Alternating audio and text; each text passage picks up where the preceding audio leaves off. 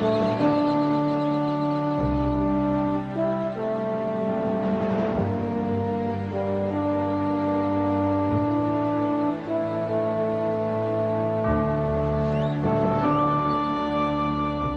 sincerely believe that what we have done in the past as a nation, overtly and covertly, is a direct reflection on the kind of people that we are.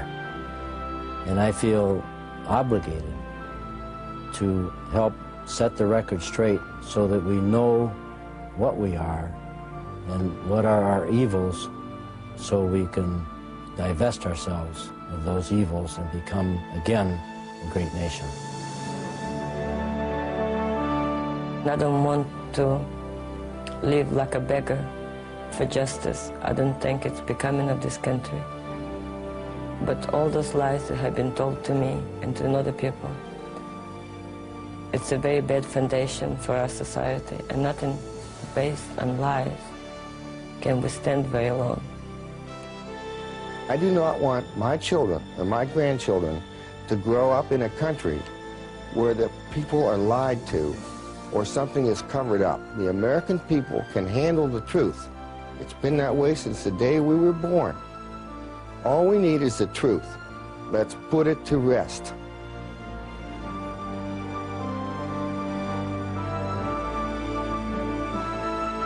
Most Americans believe the truth surrounding the assassination of President John Fitzgerald Kennedy has been covered up. Marina Oswald is convinced that her late husband, Lee, played no part in his murder. I think he's absolutely innocent of the murder of President Kennedy or Officer Tippit. And I would like for people in official capacity who say that he is guilty to come up with the proof. Absolutely, not one-sided, but all evidence on the table. And only then to decide if he's guilty or innocent. I know he's innocent. But the danger of the truth not being known will destroy this nation, actually. They maybe don't believe me, but that's the fact. Beverly Hills is home to a former member of the 1970s House Select Committee on Assassinations, the second major inquiry into the killing of Kennedy. He resigned with others when their efforts to establish the truth were thwarted. Attorney and former mayor of Beverly Hills, Bob Tannenbaum. The executive intelligence agencies, the FBI and the CIA predominantly, looked upon the committee as the enemy. They were not there to help us, to give us the information we needed, and made it very difficult to obtain anything. And the material they did give us was severely redacted, that is, deleted documents. And all we really wanted were the documents done by the investigators, as they would do in the ordinary course, investigating any homicide. Wherever the facts led us, we would go, and we would report on that. And as I said, if those facts told us that Lee Harvey Oswald assassinated the president and he acted alone, we would have said that.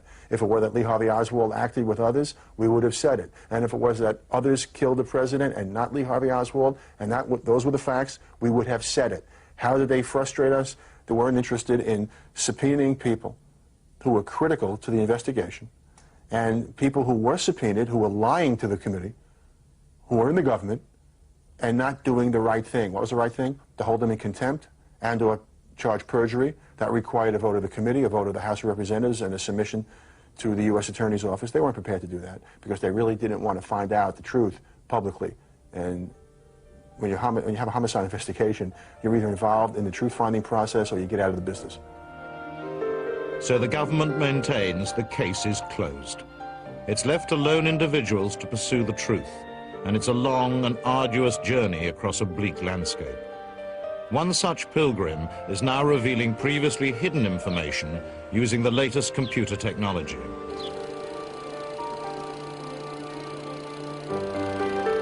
Tom Wilson spent 30 years with US Steel, developing his image processing techniques for revealing imperfections in product surfaces. His expert evidence in murder cases involving gunshot wounds has been accepted in federal court. In 1988, he began to apply that expertise to images from the Kennedy assassination. You look at a picture and you see 30 shades of diversifying gray, whereas the machinery sees 256. As you peel away the layers of the photograph, as you were peeling an onion, each of the layers provides to the human being some information that lie within these various layers. And each layer or combination of layers will result in something that is embedded in there that has not been able to be brought out by the human eye. I don't think anyone has ever utilized the equipment to look at the Kennedy images, because if they have, with the expertise that I know our government has had over the past many years, then I know they will come to the same absolute conclusion that I have. And it's just been an unbelievable burden ever since